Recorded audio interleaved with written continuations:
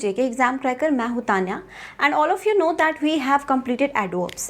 Now we are going to practice some of the error based sentences. तो pause कीजिए अपने अपने screens, आप लोग अपनी स्क्रीन्स पर कुछ सेंटेंसेस देख सकते हैं. पॉज कीजिए अपने अपने स्क्रीन्स एंड स्टार्ट कीजिए एरर्स को ऑब्जर्व करना.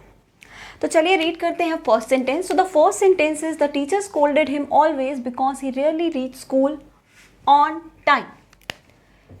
ही rarely reach school on time.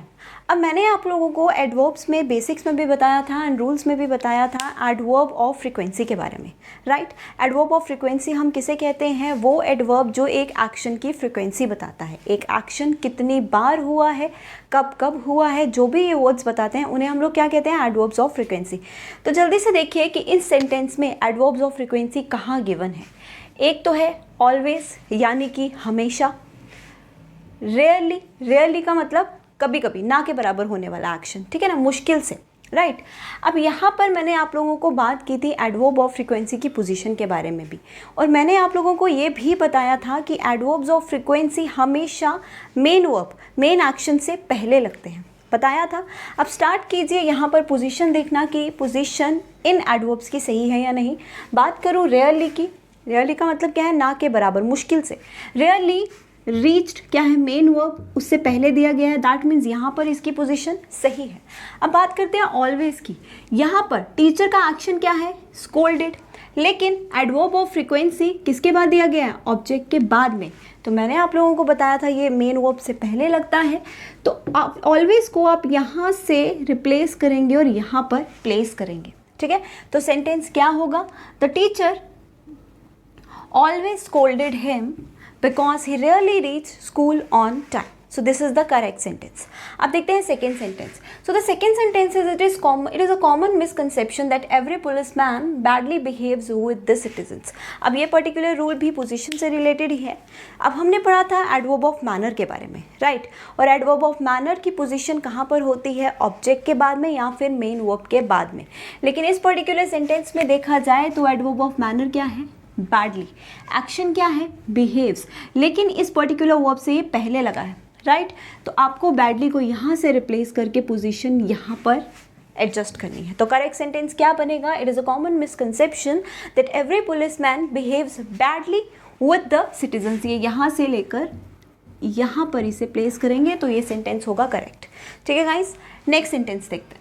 So the next sentence is, although they had a lot of material comfort, it was never very enough to satisfy their greed. ठीक है. अब मैंने आप लोगों को एक एडवर्ब ऑफ क्वांटिटी के बारे में बताया था जिसका नाम है इनफ, राइट. इनफ की पोजीशन की बात करें तो इनफ की पोजीशन एक एडजेक्टिव के बाद में होती है, राइट. और इनफ जो है उसका मीनिंग क्या है? इनफ का मतलब है सफिशिएंट, है ना.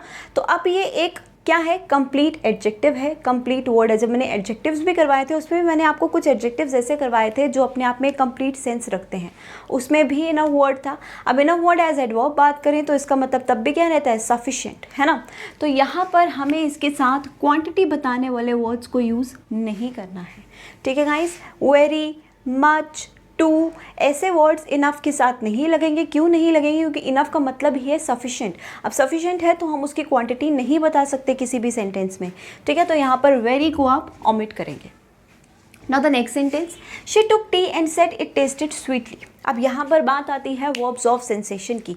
मैंने वर्ब्स ऑफ सेंसेशन बताए थे जो बेसिकली क्या बताते हैं? आपके सेंसेस. टेस्ट, स्मेल, लुक, सीम, अपीयर, लुक, ये सब क्या है? ये है वर्ब्स ऑफ सेंसेशंस.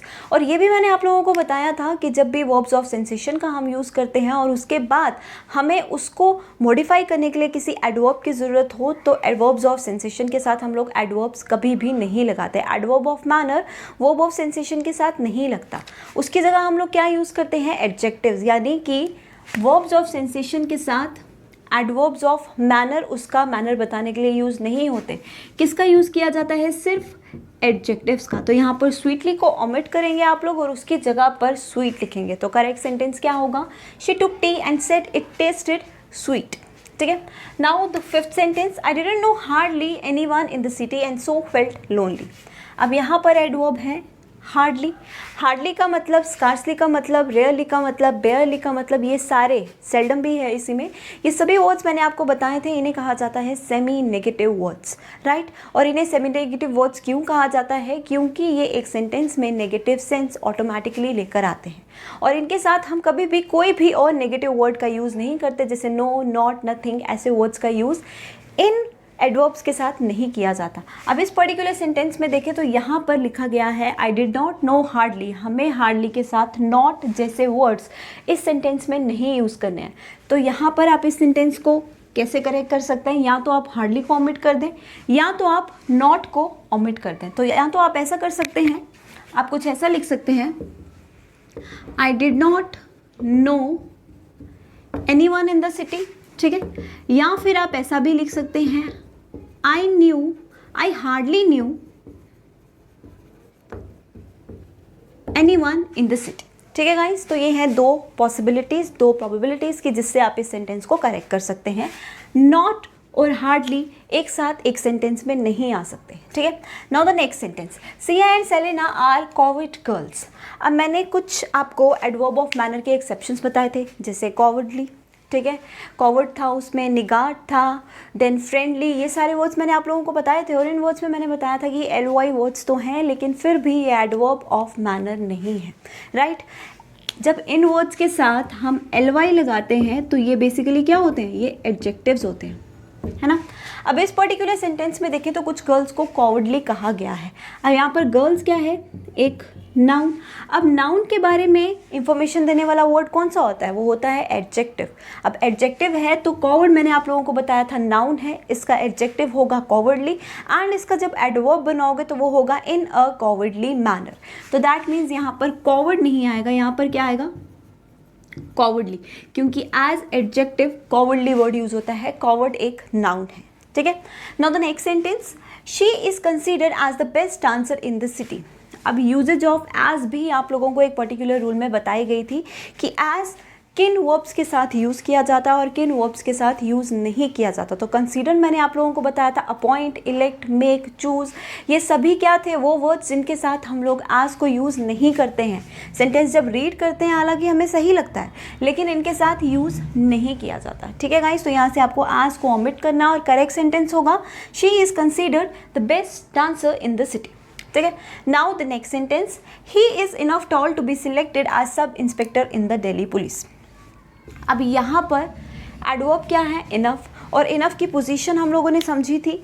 इनफ एक ऐसा एडवर्ब है जो जिस भी एडजेक्टिव को क्वालिफाई कर रहा है उसके बाद में लगता है, बताया था। तो इसीलिए इनफ का पोजीशन यहाँ से यहाँ होगा। लेकिन अगर यही इनफ किसी एडजेक्टिव की तरह यूज़ होता, यानी ये किसी नाउन के साथ लग रहा होता, तो उस नाउन से पहले ही इसका पोजीशन होता।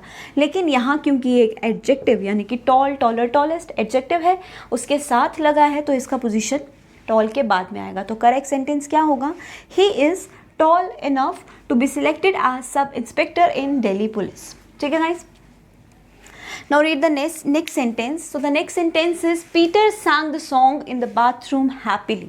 अब हम लोगों ने यहाँ पर पहले तो ये ऑब्जर्व करना है कि एडवर्ब्स कहाँ कहाँ गिवन है, ठीक है। तो एडवर्ब क्या है? एक तो है इन द बाथरूम, ठीक है, जो है एडवर्ब ऑफ प्लेस, और एक है हैप्पीली यानी कि एडवर्ब ऑफ मैनर, राइट। अब Peter sang the song in the bathroom happily। अब मैंने आप लोगों को एक रूल करवाया था adverb of manner, place and time की सीक्वेंसिंग का, यानी कि जब वो तीनों या दोनों उनमें से कोई एक सेंटेंस में आते हैं तो आप उन्हें किस किस पोजीशन में, किस मैनर में आप प्लेस करते हैं। और उसमें हमने पढ़ा था MPT रूल, और एक रूल पढ़ा था PMT रूल। PMT रूल कब था? जब वर्ब्स ऑफ मोशन आते हैं, अदरवाइज आप लोग MPT रूल यूज़ करते हैं। MPT रूल यानी कि मैनर, प्लेस, टाइम। अब यहाँ पर देखा जाए तो प्लेस पहले दिया है, मैनर बाद में दिया है, और यहाँ पर कोई भी वर्ब ऑफ मोशन तो नहीं दिया गया। इट मीन्स आप इस सेंटेंस को यहाँ से गलत बोलेंगे, और करेक्ट कैसे करेंगे? Peter sang the song happily in the bathroom। अब होगा ये सेंटेंस ग्रामेटिकली करेक्ट, ठीक है। अब देखते हैं next sentence, it was much hot yesterday and we did not go out. अब यहाँ पर देखा जाए तो एक मच हॉट, मच क्या है? Adverb of degree, adverb of quantity, और ये किसको क्वांटिफाई करे, किसकी डिग्री बता रहा है? हॉट एडजेक्टिव की। अब मैंने आप लोगों को मच एंड वेरी के बीच में बहुत क्लियर डिफरेंसेस बताए थे। बताए थे। और बताया गया था कि वेरी हमेशा पॉजिटिव डिग्री की डिग्री बताता है एंड मच हमेशा किसकी डिग्री बताता है, कंपैरेटिव डिग्री की। दैट मीन्स यहाँ पर किसके साथ यूज़ हुआ है, हॉट के साथ, है ना। अब हॉट क्या है, एक पॉजिटिव डिग्री, हॉटर होगा कंपैरेटिव डिग्री। जब आपको पॉजिटिव डिग्री दिया है तो क्वांटिटी बताने के लिए हम मच का यूज़ नहीं करेंगे, मच को रिप्लेस करेंगे किससे, वेरी से। लेकिन अगर यहाँ हॉटर होता और कंपैरिजन दिया होता तो उस वक्त आप लोग मच का यूज़ कर सकते थे, ठीक है। तो करेक्ट सेंटेंस क्या होगा, it was very hot yesterday and we did not go out. Now this sentence is grammatically correct, ठीक है गाइज। आई होप जो आपने आंसर्स खुद फाइंड आउट किए हैं इन सेंटेंसेस को ऑब्जर्व करके वो भी सही होंगे, क्योंकि सभी के सभी आप लोग देख सकते हैं ये सभी रूल्स मैंने आप लोगों को क्लियर करवाए हैं, ठीक है। Now you can see some sentences on your screens, right. So ये सेंटेंसेज जो हैं ये आप लोगों के लिए होम टास्क हैं। इन सेंटेंसेज को रीड कीजिए, ऑब्जर्व कीजिए और फाइंड आउट कीजिए कि कोई एरर इन पर्टिकुलर सेंटेंसेज में है या नहीं। Okay guys, so good luck, thank you.